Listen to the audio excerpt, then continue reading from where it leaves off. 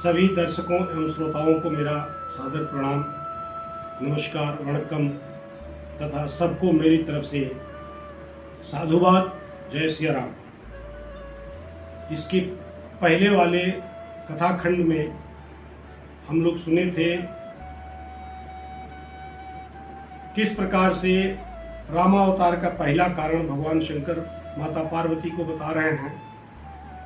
नारद जी के श्राप के कारण भगवान विष्णु को रामावतार लेना पड़ा था। आज की इस कथा में भगवान भोलेनाथ माता पार्वती को एक दूसरी कथा बता रहे हैं जो कारण बनता है रामावतार का। रामावतार के बहुत से कारण हैं, उन कारणों में से दूसरा कारण एक बता रहे हैं। इस बार बाबा कह रहे हैं, हे पार्वती, अपर हेतु सुनु शैल कुमारी, कहो विचित्र कथा विस्तारी। हे शैल कुमारी, हे पार्वती, अब एक दूसरी कथा सुनो जो कारण है रामावतार का।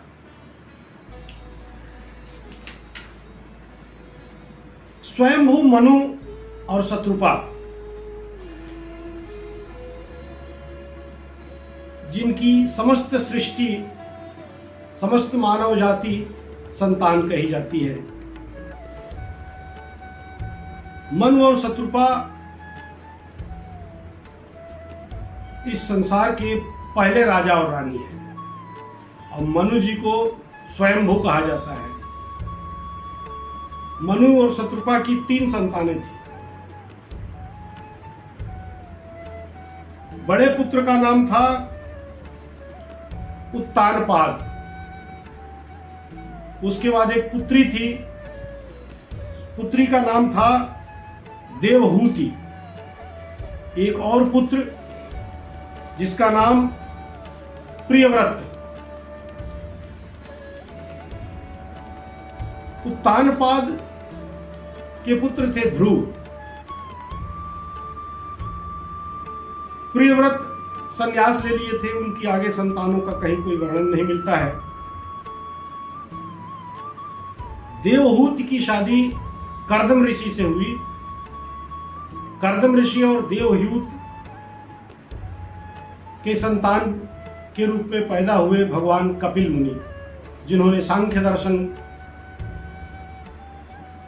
नामक एक विशाल बृहद ग्रंथ की रचना की। मनु जी को राजकाज संभालते बहुत दिन हो गए। होय न विषय विराग, भवन वसत भा चौथपन। हृदय बहुत दुख लाग, जन्म गयो हरि भगत बिन। एक दिन अचानक मनु जी के हृदय में यह बात आई, उनके मन में यह बात आई कि चौथापन आ गया, इस राजभोग विलास में ही सारा जीवन समाप्त हो गया, भगवान का भजन नहीं कर पाए। यह सोच करके उन्होंने निर्णय लिया कि अब मैं जंगल में तपस्या करने लगा। किसी प्रकार अपने बच्चों को मना करके अपना सारा राजकाज जबरदस्ती, बरबस राज सुतहि तब दीन्हा, नर नारी समेत गवन बन किन्हा, अपने पुत्र को जबरदस्ती राज्यकाज संभालने को दे दिया और अपनी पत्नी के साथ जंगल की तरफ चले गए। जंगल जाते समय वो कहाँ गए? पहुंचे जाय धेनुमति तीरा, गोमती के किनारे पहुंचे, वहां नहाए धोए और विश्राम किए। तत्पश्चात आगे बढ़े और नैमिषारण्य पहुंचे। हालांकि गोमती के किनारे ही नैमिषारण्य है। नैमिषारण्य में तमाम साधु सन्यासी वह रहा करते थे। नैमिषारण्य अपने आप में बहुत बड़ा तीर्थ स्थान है। उसकी एक अलग कथा है, किसी कथाखंड में उसको भी सुनाऊंगा। वहां पर बहुत काल मनु जी रहे। रोज पूजा अर्चना, नहाना धोना, भगवान को ध्यान करना, ऐसे चलता रहा। अंत में वहां आए मिलन सिद्ध मुनि ज्ञानी, धर्म धुरंधर नृप ऋषि जानी। दूर दूर से वहां ऋषि महात्मा इनसे मिलने आते थे और यह जान करके तो और आते थे कि ये सम्राट चक्रवर्ती मनु जी हैं जो अब संन्यास ले लिए हैं, ये यहाँ पर तपस्या करने आए हैं। थोड़ी सी लालसा होती है कि देखें सम्राट सन्यासी कैसा लगता है। लोग आते थे और आकर के उनको द्वादश मंत्र की दीक्षा दी गई। द्वादश मंत्र, भगवान विष्णु का द्वादश मंत्र ओम नमो भगवते वासुदेवाय, यह द्वादश मंत्र कहलाता है। और इसी द्वादश मंत्र का द्वादश अक्षर मंत्र पुनि जप सहित अनुराग, वासुदेव पद पंकरु दंपति मन अतिलाग। द्वादश अक्षर का जाप पति पत्नी दोनों करना शुरू कर दिए। जाप करते करते काफी समय हो गए, लेकिन करहि आहार साग फल कंदा, साग और फल यही उनका भोजन था। सुमिरहि ब्रह्म सच्चिदानंदा, ये बस यही फल खाते थे। ओम नमो भगवते वासुदेव का जाप करते थे और मन से स्मरण करते थे। पुनिहरि हेतु करण लग तप लागे, अब बारी आधार मूल फल त्यागे। कुछ दिन के बाद अब वह उनका जाप जो है तपस्या में बदल गया, और जब तपस्या शुरू कर दिए तो फल और साग भी खाना बंद कर दिए, सिर्फ पानी पी करके तपस्या करने लगे दोनों पति पत्नी। परंतु पूरा अभिलाष निरंतर होई, आप देखिए नैन परम प्रभु सोई। भगवान का वही रूप देखने के लिए मन में इन दोनों पति पत्नी के लालसा बनी हुई थी। कौन से? अगुण अखंड अनंत अनादि जय चिंतन परमार्थवादी, जिस परब्रह्म को परमार्थवादी लोग सदैव चिंतन करते रहते हैं, उसी पर ब्रह्म परमात्मा के दर्शन की अभिलाषा मन में लिए सिर्फ पानी पी करके तपस्या करने लगे। और दोनों पति पत्नी, मनु और शत्रुपा दोनों, ऐसे प्रभु सेवक बस अहई, आ भगत हेत लीला तनु गहई। जो यह वचन सत्य श्रुति भाखा, तो हमार पूजी अभिलाषा।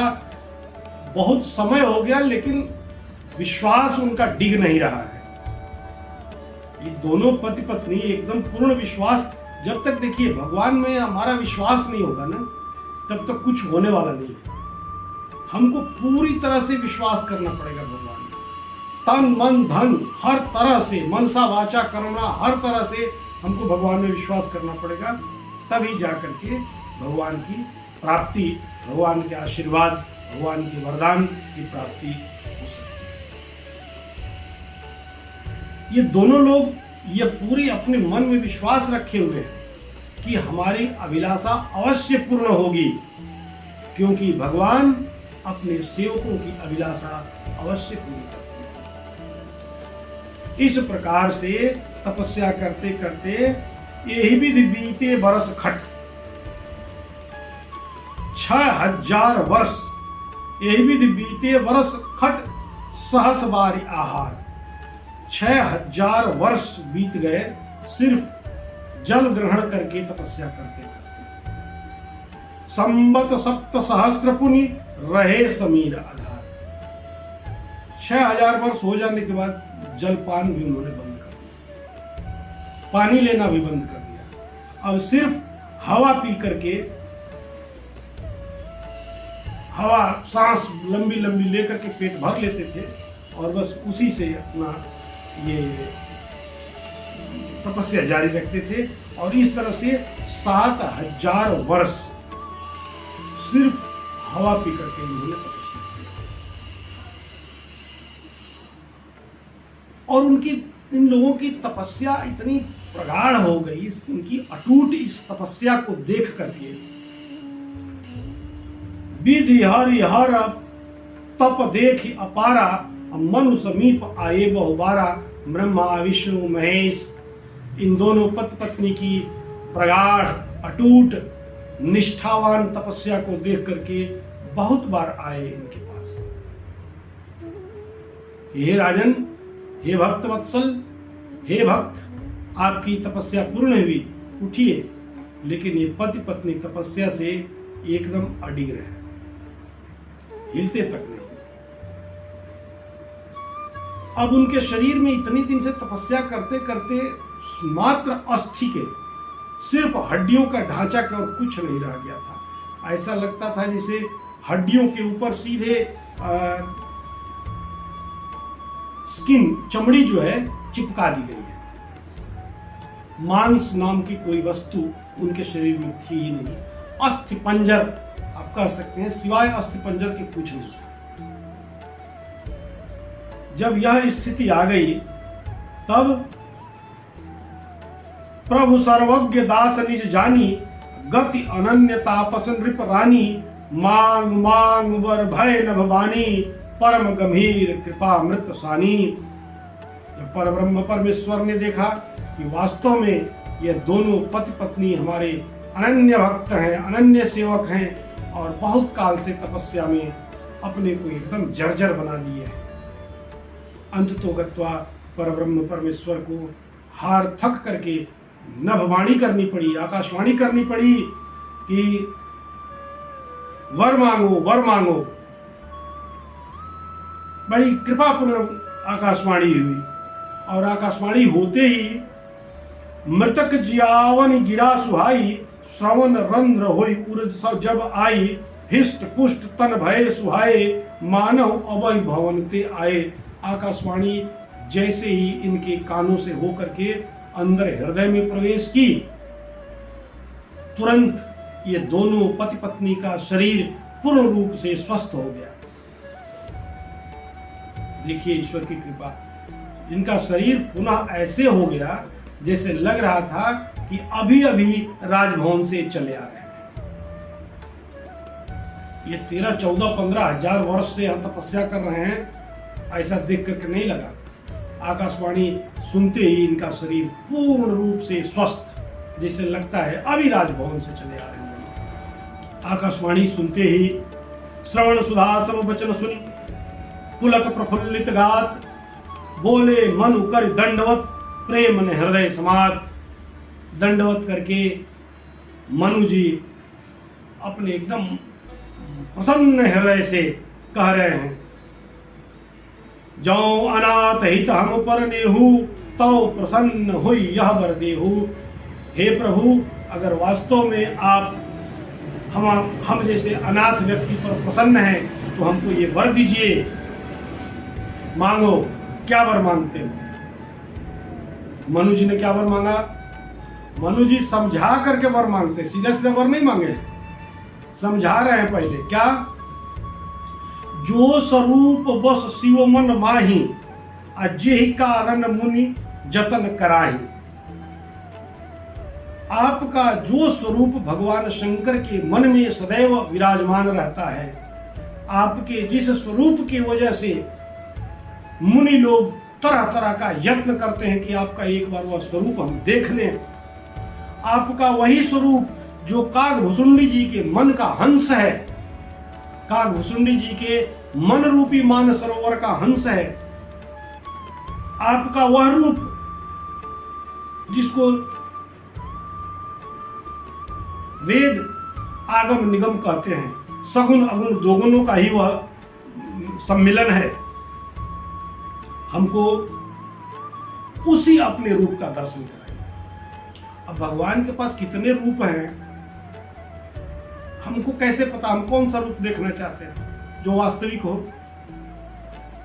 इन्होंने बता दिया कि भैया शिव जी के अंदर, कागभुसुंडी जी के अंदर, मुनियों के मन के अंदर कौन सा आपका रूप रहता है, हमको वही रूप दिखा दीजिए।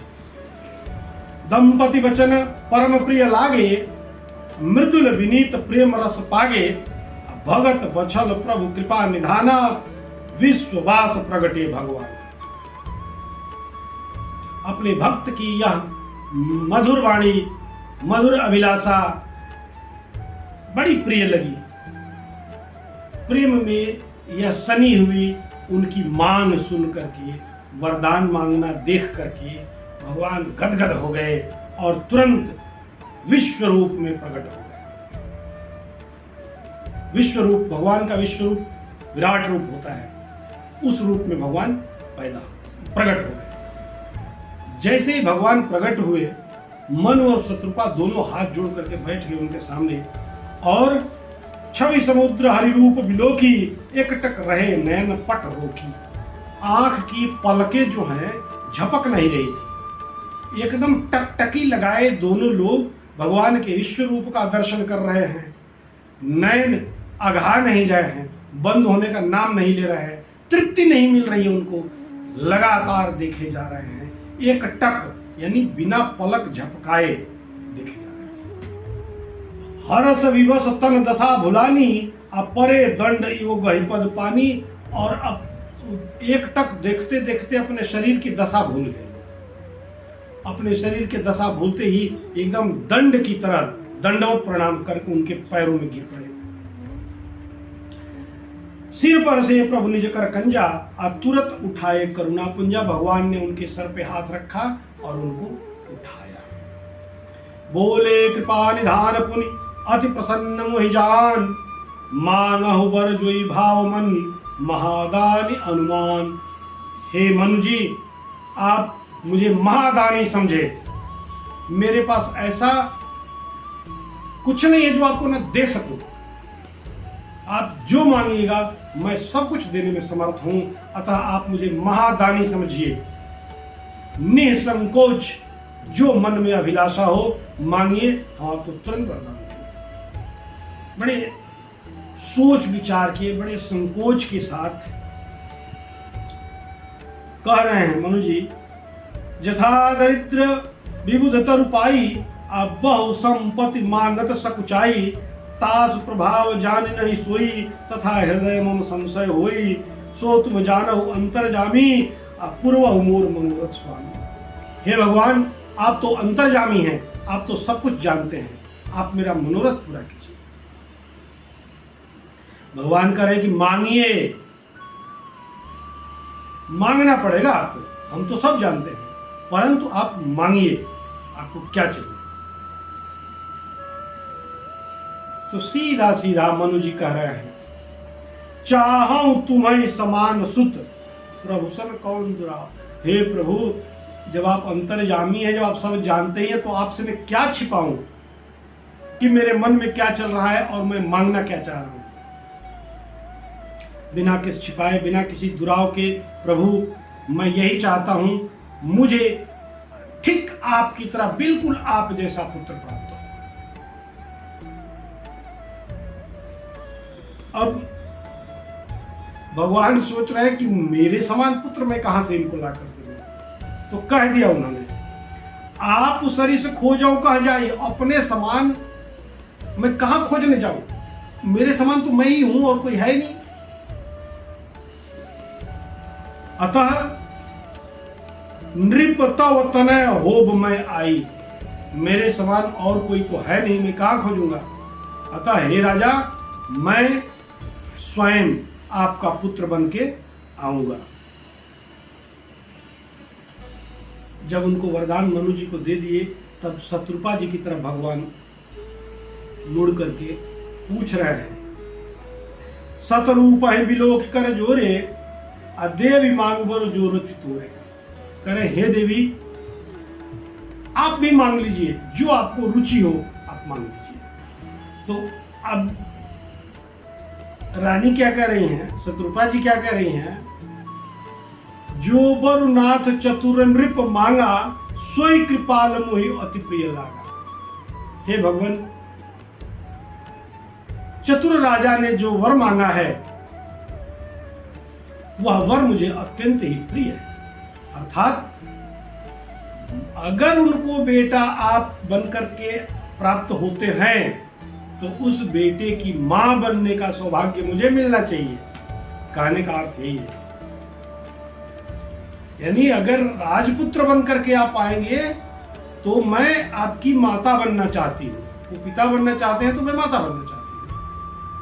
भगवान भी समझ गए। एवमस्तु, बस हो गया काम। मातु विवेक अलौकिक तोरे, कबहुँ न मिटे अनुग्रह मोरे, बंद चरण मन कहे बहोरी, और एक बिनती मम तोरी।